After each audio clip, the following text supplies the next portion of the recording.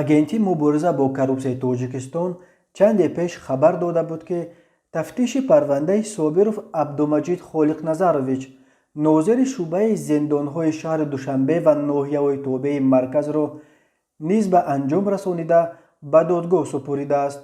гуфта мешавад ки собиров дар тобистони соли 2020 бо сӯистифода аз мақоми хизматӣ барои мусоидат ба таъини ҷазои сабуктар нисбати шаҳрванд А ки парвандаи ҷиноятии ӯ дар суди ноҳияи шаҳри нав мавриди баррасӣ қарор дошт, аз шаҳрванд А 10 000 сомонӣ талаб карда гирифта, боз оварда додани маблағи 8 000 сомонӣ дигарро талаб кардааст. собиров санаи 21 июли соли 2020 баъди аз шаҳрванди А гирифтани 8 000 сомонӣ дастгир гардида, маблағи мазкур аз ӯ ҳамчун далели шайъӣ гирифта шуд. дар ин асос нисбат ба собиров абдумаҷид холиқназарович бар асоси моддаи 247 қисми 3 банди А кодекси ҷиноятии ҷумҳурии тоҷикистон бо иттиҳоми қаллобӣ парвандаи ҷиноятӣ оғоз карда шуда, ин парванда инак баъди анҷоми тафтиши пешакӣ ба суд ирсол шудааст.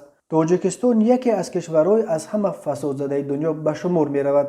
дар гузориши солонаи созмони Transparency International, тоҷикистон аз нигоҳи сатҳи коррупсия дар байни 180 кишвари дунё дар зинаи 149 ҷой дода шудааст.